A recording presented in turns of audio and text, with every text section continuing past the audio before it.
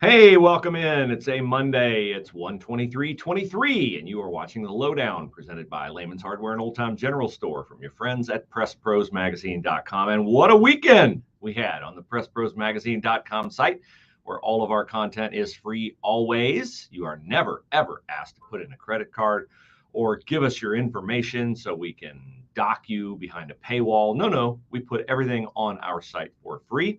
And we thank our great sponsors for allowing us to do that. Sponsors like Layman's Hardware and Old Time General Store. And if you would like to win a $50 Layman's gift card, there is the instructions on how to do it. There are the instructions on how to do it. And Layman's Hardware is located in Kidron, Ohio, which you might say, I don't know where that is. Well, you can always find Layman's online at lehmans.com, and you get a 15% discount when you use the promo code PressPros15 when you order 24/7, 365 at Layman's.com. So what a weekend at Press Pros. Friday night, when we start Friday or when we start Saturday? Let's start Saturday and go backwards. Okay, on Saturday, we had number 3, number 8 in Division 4 Ohio High School basketball. We had Jackson Center against Marion Local. Jackson Center wins it. Jace Mullenauer got hot late. The coach's son,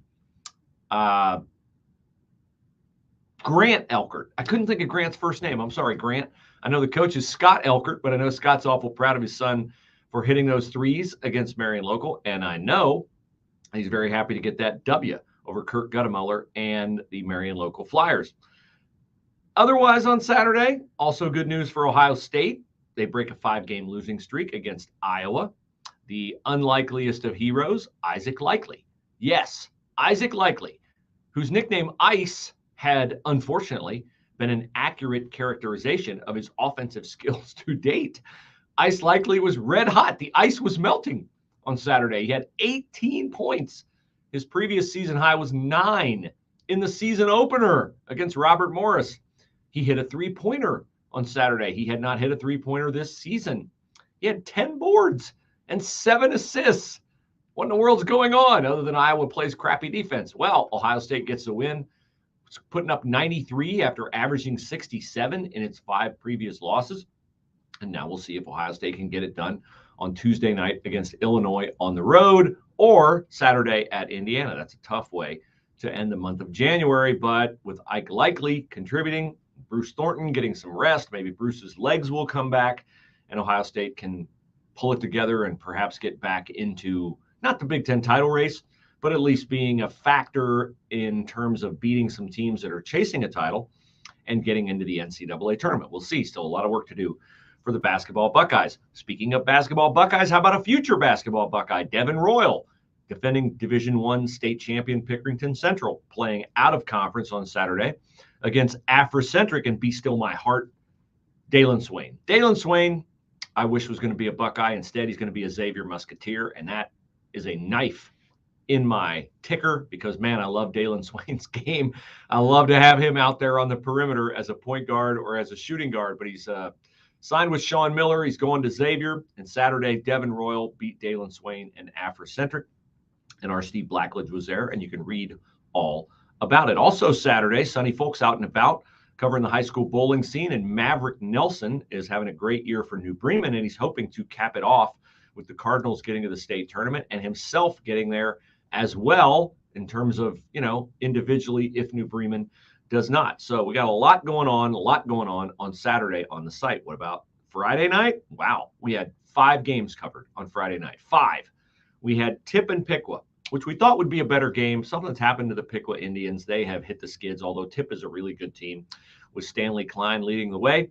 We also had the Delphus St. John's Versailles game covered, and Cameron Elwer, also a coach's kid, a freshman guard, second in the MAC in scoring. He is our Who's Hot recipient, and he had a big game Friday night against Versailles. How about Troy Christian? What a weekend for Ray Zawadski and the Troy Christian Eagles. They win on Friday night at home against Milton Union in a game we thought would be better because Milton was 3rd in the TRC and Troy is 2nd in the TRC. Everybody chasing Miami East, which plays tomorrow night at Milton. That's going to be a tough one for Rusty Berner and company because Miami East has lost only once to a Division I powerhouse, And East is going into West Milton on Tuesday night, and Milton's going to have to get it turned around quickly because they did not have much offense going on Friday night at Troy Christian. And then Saturday night, Troy Christian turns around and wins on the road at Tri-Village in the Patriots' brand spanking new, beautiful gymnasium. Okay, so also Friday in Central Ohio, what a matchup. Olentangy going on the road and led it right down to the final second before Derek Goodman hit the three near the buzzer to deliver Olentangy Berlin a victory in that one. And then the other game we covered Friday night, we thought we were going to be getting an amazing girls game because Dublin Kaufman had a 70-plus game OCC winning streak, and they had beaten Olentangy Liberty in the team's first meeting. This time they head to Powell and they play Liberty, and Liberty just like unleashed 5 years of frustration on Dublin Kaufman, 76-44. Liberty, wow. Nobody saw that coming. So that's what we had for you this weekend at Press Pros. And you weren't asked to provide a credit card. You weren't told, hey, you got 2 articles left that are free and then you got to pay for the rest. No, we don't do it that way. We put all of our content out there, and we thank our sponsors for allowing us to do that. As I said, Lehman's Hardware and Old Time General Store. We've got more coming this week. We've got Ohio State and Illinois on Tuesday night. We've got high school basketball middle of the week. We've got UD getting back into it. Oh, I forgot UD. UD lost on Saturday. Hal McCoy, the Baseball Hall of Famer, covered that one. And UD was at George Washington, 78-69. They were supposed to roll there.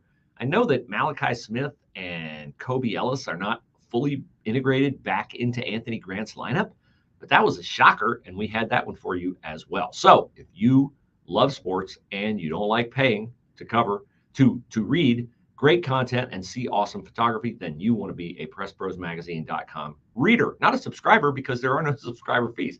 Okay, that'll do it for me. Thanks to Layman's. Thanks to you for watching. Have a great week, and we'll be back with another edition of the Lowdown very, very soon.